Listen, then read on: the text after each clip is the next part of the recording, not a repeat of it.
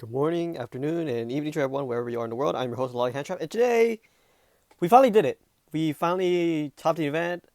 People say I am a nobody. People say I suck at this game, and honestly, I do suck at this game. But we managed to hit top 32 of the Yu-Gi-Oh! Remote Duel Extravaganza.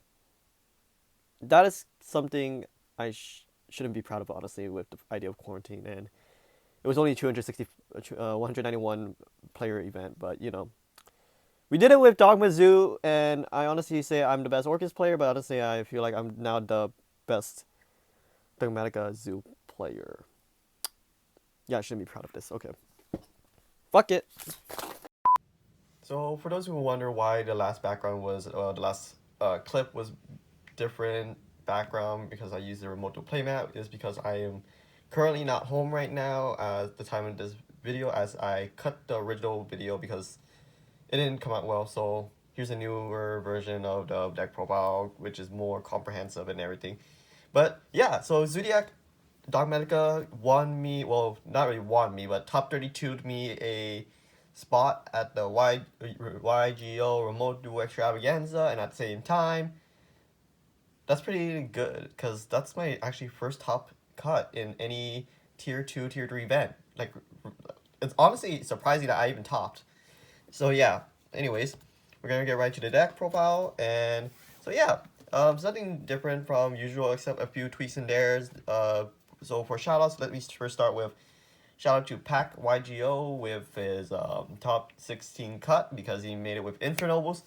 Shout out to YG Pasano for being there and supporting me, even though, um, you know, but shout out to him for basically having me as his mod on the server and also for giving me an idea for a tech idea in this deck. And shout out to Susu, aka Head to Head Battles, for getting top 32 with ground modules as well. But anyways, we're gonna right into it. First off, we're going to go with one Zoodiac Wrap here, so basically standard Wrap here. Two Whiptail, so the reason why I play two Whiptail now is because the deck is already pretty tight, because you're playing, of course, the one thing that has been winning me these tournaments is handtrap.deck. I just shrunk the Whiptails because there's a better card right now that I added to this deck, besides Whiptail. Next up is three Thoroughblades, and lastly, three Ram Ram. So I replaced one Whiptail for a Ram Ram because honestly, Ram Ram is a better alternative, especially in a deck that's pretty tight. This deck's already like around 45 per 6 cards. So the purpose of the Ram Ram is honestly just to normal summon and to etc. But honestly, I feel like I should replace some cards with a card called Buddy Blast, because the Buddy Blast is basically a spell negate, and with the idea of people playing Book of Moon now to stop you from basically going into the Xyz monsters, I feel like Buddy Blast is now a better alternative for some reason. But yeah, um, Buddy Blast is going to become a freaking meta card now. Sadly, even though people are like, oh, you play Buddy Blast? Oh, okay. The one thing is you don't play Katarus because of how Katarus is a target for monster negates or such and such. So, the only good thing that Katarus has is against Effect Dealer, basically. But anyways, next up is our Dogmatika engine, which is 3 Ecclesia. So 3 Ecclesia, I'm sorry for the bad formation, but 3 Ecclesia basically is for the search free special summon. So basically, if you special summon Ecclesia, you don't really need to activate the effect. You only cannot summon from the extra deck if you activate the effect, by the way, when you special summon her. So yeah, Ecclesia's pretty good. You basically are abusing the idea of the Dogmatic engine where they special summon so you can go into your link plays as well as a recovery play if they effect builder your Xyz monsters like Chakanine. Next up is your 2 Flare de Lis, where 2 Flare de Lis you can special summon it off of a, so it's a free level 7 and it's a free giant body. And also, well, by free it means if you have extra deck monster on board. Anyways, next up is your hand trap. So we're going to put this to the side because there's a lot of hand traps in this deck, by the way. 2 Ghost Hokers, 3 Veeler, 3 Ash, 3 Nibiru, and lastly your Gamma package, 3 Gamma, 1 Driver. So basically, you're playing 2 Ogres for the Triangle Link matchup. You're playing 3 Veilers for the Dogmatika Invoke matchup as well. You're playing 3 Ash for the basically Virtual World matchup, and 3 Nibiru for the Virtual World, any combo deck matchup basically. Basically, this deck, you draw into 1 hand trap at best, at minimum, and you draw into basically 3 hand traps at best, 3 or 4 hand traps at best, by the way. I think this one time I drew 5 hand traps against YJ Pisano. In one of my matches, I drew like 4 hand traps, go Burr, and the guy couldn't play. He just scooped. So yeah, this deck is basically a war crime, as Pac would put that, I guess. But anyways, next up is 1 Zoodiac Barrage for your searchers, or special summons. So 3 Tanky, 3 Nadir Servant, and lastly the 1 Monster Reborn for your Monster Reborn back. So Monster Reborn is honestly a good card where you can Monster Reborn does infinite track Megaclops if you summon it and your opponent does something to it, like I don't know, destroys it somehow, like Kaiju or anything. But yeah, 3 Nadir Servant, 3 Tanky, and 1 Barrage. So you know, pretty simple for a Dogmatika Zoodiac. Another thing is I kind of want to play is a Kaiju variant because you know. Kaiju is currently the go-to because of how it could clear the opponent's board. But one thing is that I feel like that is the downside of the Kaiju Zoodiac deck, is that the fact that you have to learn how to manage your resources and how to beat out the gates properly. So, sorry the video kind of cut out. But basically, anyways, next up is your draw cards. 2 Pot of Desires, 2 Avarice. So basically, these are draw cards. So Pot of Desires is not meant to basically... The reason why you don't play a 3-up is because this card is not meant to basically see the idea of drawing 10. The thing is, the deck's meant to be an emergency resource. It's like the Sacred Beast structure deck. You don't use Power Desires because you might banish a lot of your resources. You banish just to basically go hit the resource that you need at a cause that you actually need it, or basically if your opponent has 1 card in hand, it's basically just determine whether or not they have Ash Bait. If they don't have Ash, then you're good. If they do have Ash, you're screwed. Avarice is meant to recycle your resources in grave. People say don't play Avarice because it's hard to play it and you have to hard draw it. Well, this deck, you're basically drawing a lot, honestly. And the fact that if you manage your resources carefully and if you don't like get greedy, you'll be able to draw into it eventually. That's all. That's legitimately my only explanation. And there's a lot of rebuttals that are probably against it easily, but that's basically my explanation, is that you should know how to manage your resources carefully with this deck. It's not pure Zoo, where you just OTK and go to Zeus, or it's not Zoodiac Kaiju's where you OTK as well and clear your opponent's board. This deck, you want to play the grind game with your opponent. But that's basically it.